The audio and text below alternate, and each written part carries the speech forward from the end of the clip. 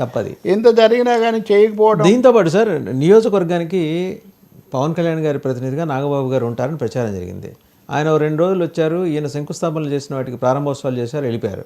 నాగబాబు గారు కనీసం ట్వీట్ కూడా చేయలేదు కదండి. 3 రోజులు అని జనం అడుగుతున్నారు. 3 రోజులు అయింది వాళ్ళకి, 3 రోజులు అయింది.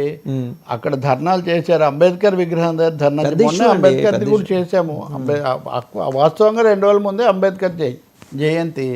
ఇప్పుడు సనాతనం అనే నమ్మకం వేరు, ఈ వర్ణాశ్రమ ధర్మాలు వద్దని చెప్పేదానికి ఉదాహరణ మనకి ఇప్పుడు పీఠాపురంలో కనిపిస్తున్నటువంటి ఉదాహరణ. ఇప్పుడు కూడా దీన్ని ఏదో మచ్చిపూచి కొంతమంది ఊళ్ళో సర్దుబాటు అయితే, ఏం సర్దుబాటు అంటే వాళ్ళని బహిష్కరణ చేయటము, లేకపోతే ఏదో నోరుమూసు సర్దుకోండి అని చెప్పడం, అది పరిష్కారం. ఒకటి దీని మీద చర్య తీసుకోవాలి కదా. ఎస్సీ ఎస్టీ చట్టం కింద ఇంతకంటే ఏముంటుంది?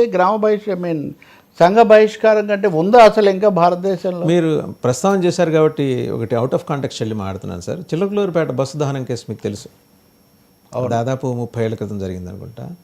లైఫ్ పడిన వాళ్ళు ఇంతవరకు జైలు నుంచి బయటకు రాలా. చలపతిరావు, డేవిడ్ అనుకుంటా వాళ్ళిద్దరు. 14 ఏళ్ళు యావజ్యం అయిపోయింది. 30 ఏళ్ళ నుంచి ఇంకా వాళ్ళు అక్కడ.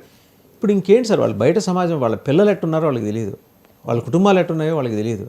ఈ రోజుకి దాని మీద పోరాటం చేస్తున్నారు. హోమ్ మినిస్టర్ దగ్గరికి వెళ్తే మేము తప్పనిసరిగా పరిశీలించేదండి. 30 ఏళ్ళ తర్వాత వాళ్ళు బయటకు వస్తే వాళ్ళకి థ్రెట్ ఉంటుంది. బయటకు వస్తే 30 ఏళ్ళ తర్వాత థ్రెట్ ఏంటండి? విక్టిమ్ ఫ్యామిలీస్ పట్టించుకోవట్లా. అంతే కదా మీరు అన్నది. నిజంగా వాళ్ళు అదే అప్పుడు జరిగిన దాంట్లో క్షమాభిక్ష అవి చాలా అయినా శిక్ష పడింది. 30 ఏళ్ళు గడిచింది. 2 యావజ్జీవాలు సార్ వాళ్ళకి ఇప్పుడు అనుభవించింది. ఖచ్చితంగా దాన్ని వదిలిపెట్టాలి కదా. ఇప్పుడు మానవీయ కోణంలో చూడాల్సిన అవసరం చాలా ఉంది. వాళ్ళ శక్తులు ఉడిగిపోయి వృద్ధాప్యం. ఇందాక మనం మాట్లాడామే, సుప్రీంకోర్టు రాష్ట్రపతికి చెప్పడం, రాష్ట్రపతికి సుప్రీంకోర్టు మెర్సీ పిటిషన్లు ఒక ఇంత వ్యవధిలో 3 నెలల్లో మీరు పరిష్కరించాలని కూడా ఇదివరకు ఆదేశించింది. అప్పుడు ప్రణబ్ ముఖర్జీ కొంచెం వేగంగా కొన్ని నిర్ణయాలు కూడా తీసుకునేవాడు అని నేను చెప్తుంది. రాష్ట్రపతిని ఆదేశించడం కాదు, రాజ్యాంగానికి ఎవరు అతీతులు కాదు, దళితులను కాపాడడము అన్నది కూడా మన రాజ్యాంగం యొక్క ఆదేశిక సూత్రాల్లో ఒకటి. సామాజిక న్యాయం అన్నది కాబట్టి తప్పకుండా కాదు కానీ సామాజిక న్యాయం యాంగిల్లో, సామాజిక న్యాయం అనే యాంగిల్లో, సామాజిక న్యాయం అనే అర్థంలో అంతే కదా. అంటే అణగారిన వర్గాలు ఇవన్నీ. నేను ఇప్పుడు కేసులో దళితులు అనేది నేను చెప్పడం లేదు. హ్యూమానిటేరియన్ గ్రౌండ్, మానవీయ కోణాలు మనం చూడాలి కదా. కాబట్టి తప్పకుండా ఈ 2 ఘటనలు కూడా చాలా బాధాకరమైనవి. 2 కూడా అక్కడే జరగడం. ఇద్దరు కూడా చాలా మీడియా సెలబ్రిటీస్ కూడా ఉన్నటువంటి నాయకులు. ఒక ఆయన రాజ్యాంగ పదవి, ఇంకొక ఆయన ఉప ముఖ్యమంత్రి.